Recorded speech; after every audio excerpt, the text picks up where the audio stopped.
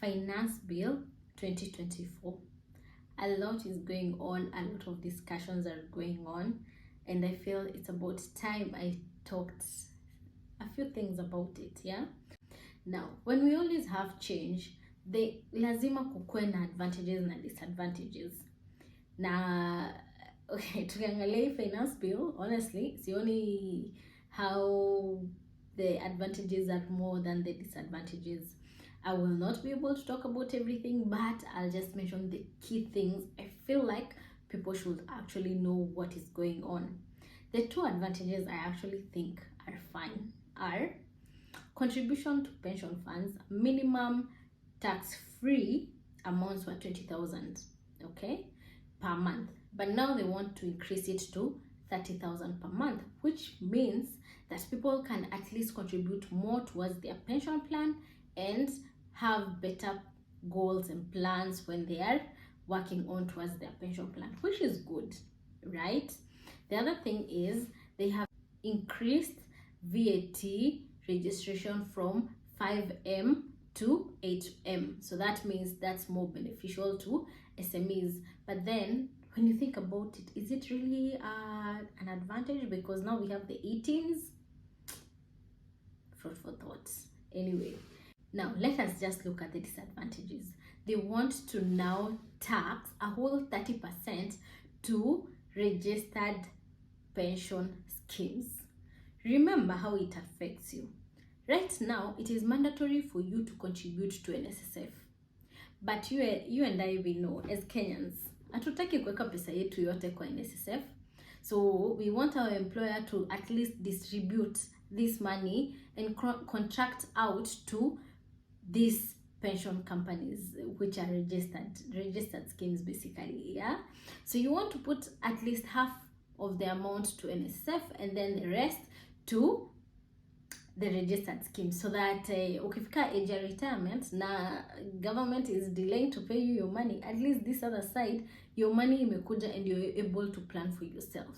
So now they want to tax 30% of whatever you're making. So ukieka whatever amount you're putting in terms of your investments, they want to take a whole 30%. As in, guys, come on, watachukua returns the 30%, and yet you're investing towards your future, and you're also kind of helping them. Ndio ukifika at the age of retirement hautaanza kulia ati government nisaidie, sijui I can't afford my to feed myself, I can't be able, you know. Basically tunasaidiana hapa, but you're telling me whatever I contribute you're going to charge me. Come on.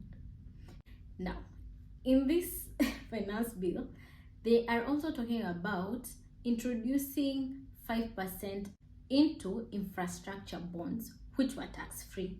We all know we have very few products that are tax-free. So now you want to touch on everything and anything, right? So that means the motivation that people were having to actually lend the government money are now thinking twice about it. Yeah.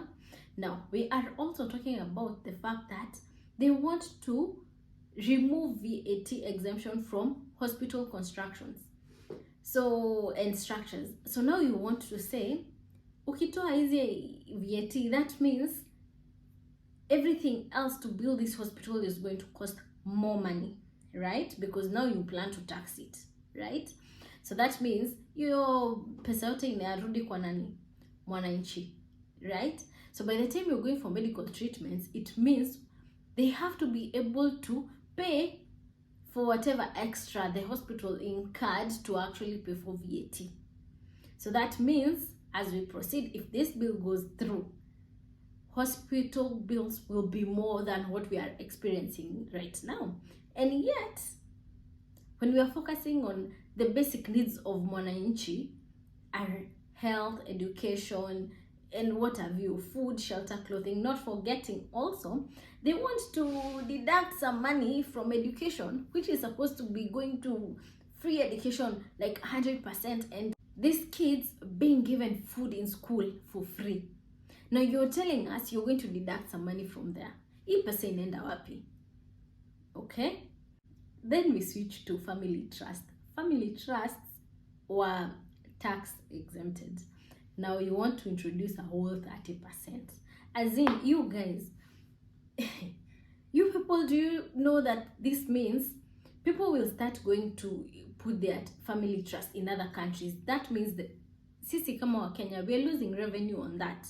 And that means at some point, that's why we'll continue with generational poverty instead of creating generational wealth. Because I do not understand why you would tax a whole 30% on income from those family trusts. Because at the end of the day, if Kenyans really got to learn the benefits of this, but now before even Kenyans learn the benefits of this, you want to tax them a whole 30%? Come on. Now, we are looking at aircraft parts. Mnataka kuzitoa from VAT, as in, you do not want these rich people to pay taxes to bring in their spare parts for their aircrafts. Hizi aircrafts zinasaidia kina nani sana sana? Guys, actually kukatu. Now, if you ask most of your politicians what this finance bill entails and explain into details how it's going to affect mwananchi, they cannot even tell you. Now, let us look at some of the other things. If you do not register for e-teams, fine ni 2M. Wewe ni SME. Unatoa wapi 2M ya kulipa kama fine? Na bado kulipa zile arrears zenye uko nazo za file returns.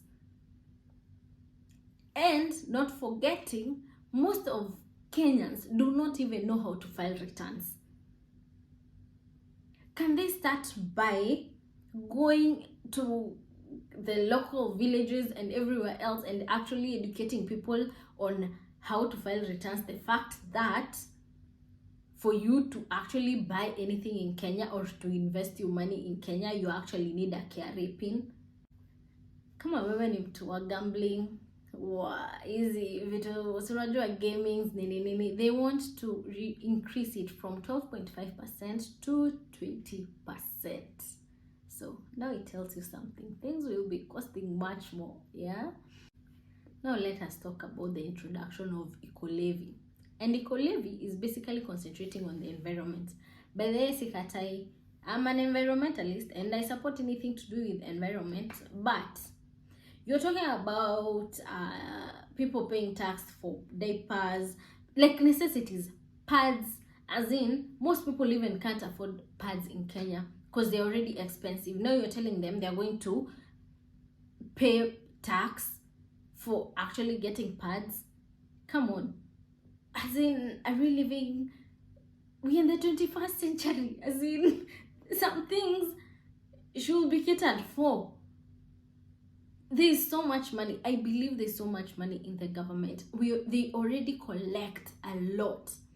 And the issue is with Kenya, there's so much corruption that they cannot even do money management. If you ask them, how are you managing this money? They cannot be able to tell you, because tell me why, if you personally, you earn 100,000, lakini ikifika tuseme 15th of the month, you don't have money to cater for your expenses the rest of the month, because you do not know how to manage your money.